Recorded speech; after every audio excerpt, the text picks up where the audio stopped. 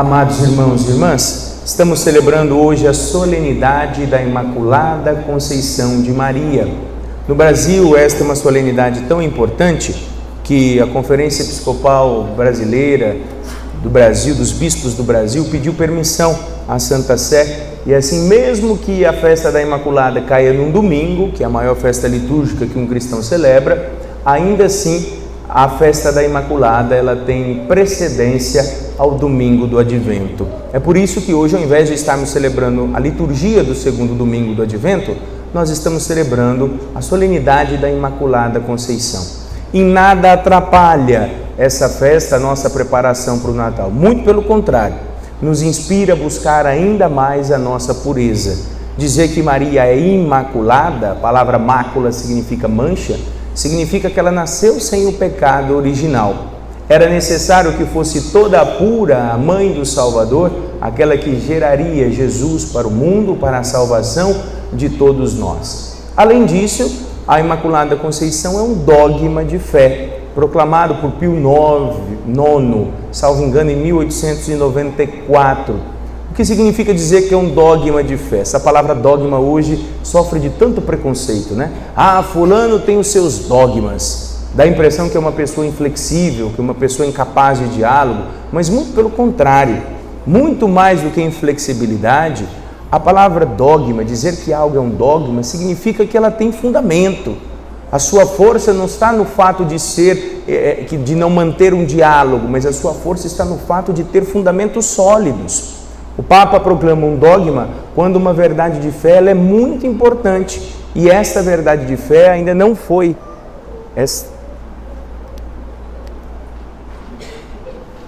Troca o microfone.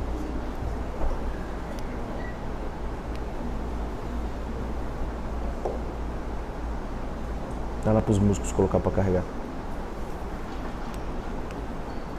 E esta verdade de fé ainda não foi assimilada por todos os fiéis. Por exemplo, o Papa nunca proclamou um dogma sobre o reino dos céus, porque isso é uma verdade facilmente assimilada por todos, mas outros dogmas de fé foram sim proclamados para que os fiéis entendessem a solidez da doutrina e a importância daquilo que nós acreditamos, né? Então mostra esse fundamento no qual nós nos apoiamos enquanto fiéis, enquanto discípulos, para a nossa verdade de fé.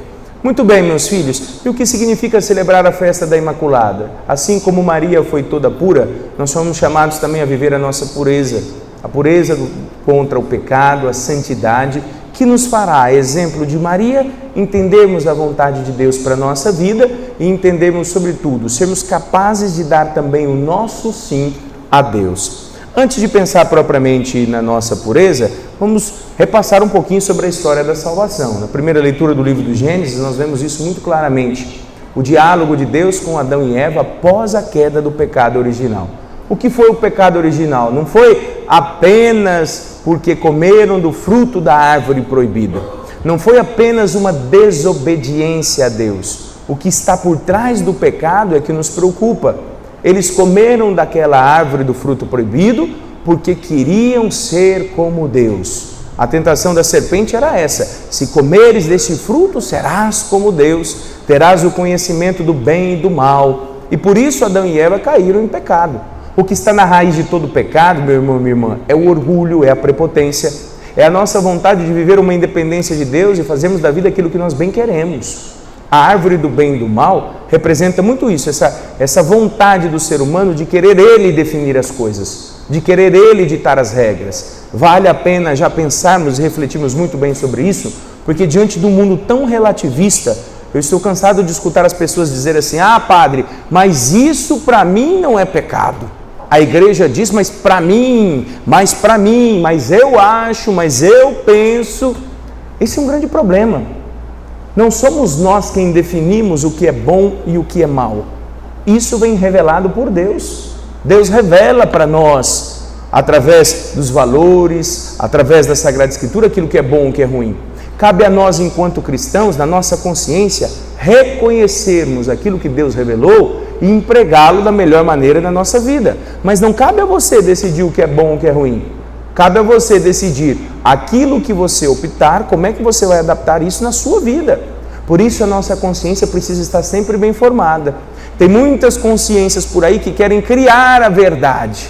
A verdade é uma só. Nós somos chamados a reconhecê-la e trazê-la à nossa vida.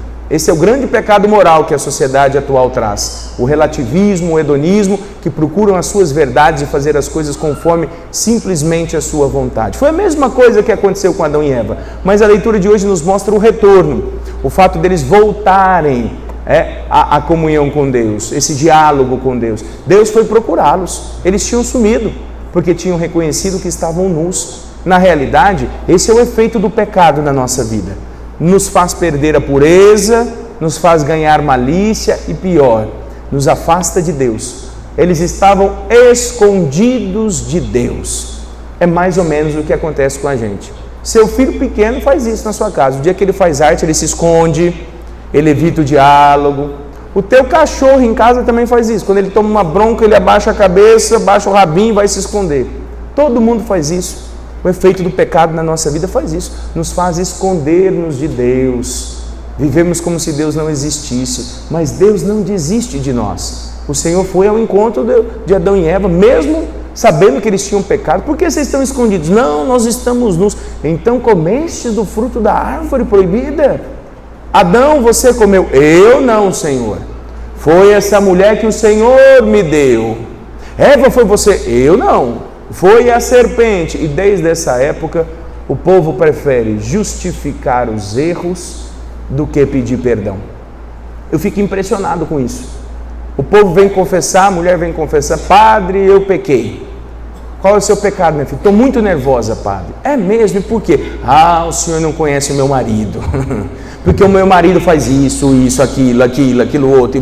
E conta os pecados tudinho do marido para tentar justificar os dela. Aí eu falo assim: muito bem, já conheci os pecados do teu marido, agora eu quero saber os teus. E você? Onde é que você pecou? É assim que a gente faz. Ou pessoas que não têm a capacidade de pedir perdão. Tem muita gente orgulhosa, sobretudo no relacionamento conjugal. Dá patada, trata mal e na hora de pedir desculpa não pede não. Aí vem igual o gato manso, alisando, fica bonzinho por um tempo, faz todas as vontades do outro, né? Aí não tem coragem de pedir perdão. Aí, geralmente quem é assim é o homem, viu? Vou denunciar, viu? Geralmente quem é assim é o homem. E a mulher fala assim: aí, padre, ó, já se arrependeu, pediu desculpa? Não, mas ele está tão bonzinho. Mas passa. Essa bondade passa. Olha bem aqui pro padre, todo mundo. Repete assim comigo, ó. Perdão. Perdão. Desculpa. Desculpa. Foi mal. Foi mal. Pronto, alguém morreu? Ótimo. Alguém passou mal? Teve alguma indisposição? Agora é só treinar quando você fizer alguma caquinha. Olha como é simples. Ter a coragem de olhar nos olhos e fazer o mesmo exercício. A gente ri, mas olha só, a sociedade está tão perfeccionista, que a nossa dificuldade é reconhecer os erros. É mais fácil encontrar culpados do que assumir as culpas. E é por isso que o mundo está do jeito que está. Nós temos que ter essa... Errar é humano. Errar é humano. Deus não exige a perfeição de ninguém. Nós precisamos ter a capacidade de recomeçar, de se reinventar em cada queda, em cada fragilidade e aprender que a nossa vida espiritual, ela funciona assim mesmo, meus filhos. Ninguém vive uma vida estável assim, tudo retinha, bonitinha. É feito de momentos de vitórias, de momentos de combates, às vezes de fracasso, de quedas, mas o mais importante é nós vivermos isso com Deus. É vivermos isso com Deus. Você não precisa se esconder. Eu tenho certeza que se naquele momento em que Deus pediu as contas ali, daquilo que estava acontecendo para Adão e Eva, se eles tivessem pedido perdão, se eles tivessem reconhecido suas culpas, talvez a história da humanidade seria diferente. Não teria sido como foi, não teria a natureza humana decaído tanto.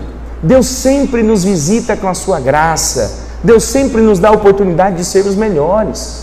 Não tenha medo de reconhecer fragilidades. Não tenha medo de conhecer os erros, de pedir perdão a Deus, aos outros, com aqueles que nós nos relacionamos. É assim que nós vamos nos aperfeiçoando.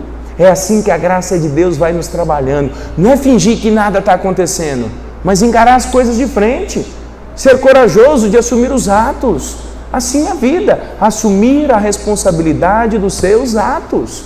E é assim que nós vamos nos purificando, a exemplo de Maria, vivendo nossa pureza. É só nessa pureza, nessa luta contra o pecado, que Deus nos prepara as nossas missões. Veja, Maria não viveu, vamos dizer assim, um privilégio por si mesma, por ser imaculada. Não é que Deus olhou, eu tenho aquela ali que eu prefiro, ela vai ser imaculada. Os méritos de Maria foram sempre voltados pela missão que ela deveria exercer. E ela nunca fez disso um privilégio pessoal. Você não encontra em nenhuma parte do Evangelho Maria dando carteirada em ninguém. Sou mãe do Salvador, dá licença, deixa eu entrar. Eu passo na frente, eu tenho privilégio. Não, ela sempre fez da sua missão um grande serviço. É a sua consciência de entrega. É a consciência que ela tinha de ser portadora da graça de Deus. O anúncio do anjo Gabriel fez isso. Ave, ó cheia de graça, o Senhor está contigo. Ela era cheia da graça de Deus, pela pureza que trazia, pela abertura que dava a Deus. Por isso que o Senhor estava sempre com ela. E foi por isso que ela foi capaz de acolher a missão de Deus. Preste atenção. Tem muita gente que dá desculpa para não assumir responsabilidades na fé, pelo fato de não se dizer preparado, por dizer que não é capaz.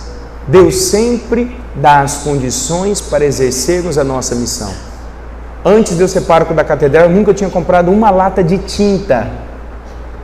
E agora eu sou obrigado a ter reunião com engenheiros, descobrir novos termos, organizar, planejar uma obra desta proporção. Então veja, filhos, Deus capacita, você não precisa ter medo. Agora a pureza, a luta contra o pecado, a santidade, isso todos nós temos que ter. Que é a condição que vai nos abrir para acolher o que o Senhor tem para nós. Maria, na sua inocência, disse assim: Senhor, como é que eu vou ficar grávida? Eu nem conheço o homem. Eu nunca tive uma relação, foi isso que ela quis dizer. Maria já vivia a primeira parte do casamento judaico, já tinha vivido os esponsais com José, mas nessa primeira parte cada um ainda ficava na sua casa, ainda não coabitava, mas o compromisso já estava firmado. Como é que vai ser? Eu tenho um marido já, como é que as coisas vão ser? E aí o anjo anunciou: o Espírito Santo virá sobre ti, ele te cobrirá com a sua sombra e você vai dar à luz o Salvador. Ela nem pediu assim: escuta, conversa com meu marido e explica para ele. Vai lá, fala com ele antes, deixa eu consultar. Quais são as exigências que a gente faz hoje antes de ter um filho? Pera lá, deixa eu fazer as contas. Eu vou ter dinheiro para ter um plano de saúde? Eu vou ter dinheiro para pagar a escola? Eu vou ter... Essas são as nossas preocupações hoje, antes de ter um filho. Maria não precisou de nada disso. Ela só respondeu: eis aqui a serva do Senhor, faça-se em mim segundo a sua palavra.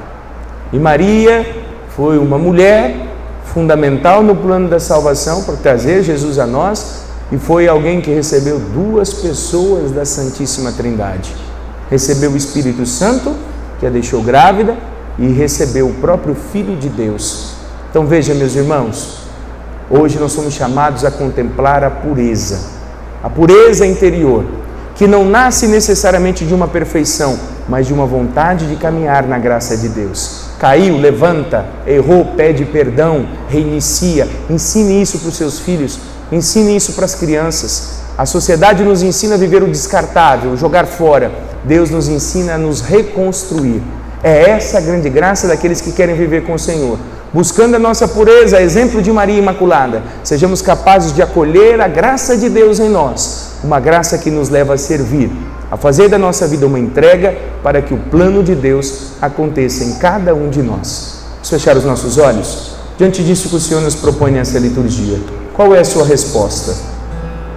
O que é que você tem para responder para Deus hoje? Ele te trouxe aqui nesse período do advento, de preparação, porque para receber Jesus neste Natal precisamos estar puros, precisamos estar santos. Nós te pedimos, Senhor, ajuda-nos, que a sua graça esteja sempre sobre nós. Não permita, Senhor, que fujamos da sua presença, como fez Adão e Eva. Não permita, Senhor, de ficarmos encontrando culpados pelos nossos erros, pelas nossas responsabilidades. Hoje, diante de Ti, Senhor, nós queremos Te pedir perdão, misericórdia, misericórdia pelos nossos erros, misericórdia pelas nossas fragilidades. Misericórdia pelas vezes que não soubemos pedir perdão por aqueles que magoaram, que magoamos, por aqueles que ferimos. Perdão, Senhor, misericórdia. Dai-nos a graça de sermos mais humanos, para aprendermos com os nossos erros, para não fugirmos das nossas verdades, mas muito pelo contrário, Senhor, para que com a pureza, deixando a Sua graça habitar em nós, sejamos acolhedores da Sua vontade. Venha, ó Senhor, iluminar a nossa vida. Venha, ó Senhor, nos ensinar a servir como Maria, puros de coração, possamos perceber tudo aquilo que o Senhor espera de nós e mais, que tenhamos a disponibilidade de Maria. Dizemos com a nossa vida: eis aqui o servo, eis aqui a serva do Senhor. Cumpra, Senhor, na nossa vida os teus desígnios, faça tudo segundo a vossa vontade. Que nossa Mãe Maria Santíssima, Virgem Imaculada, interceda junto a Deus por cada um de nós. E Maria nos ensine a pureza e a disponibilidade de servir de todo o coração, de fazer da nossa vida uma entrega para que o plano do Salvador aconteça em cada um de nós. Assim seja. Amém.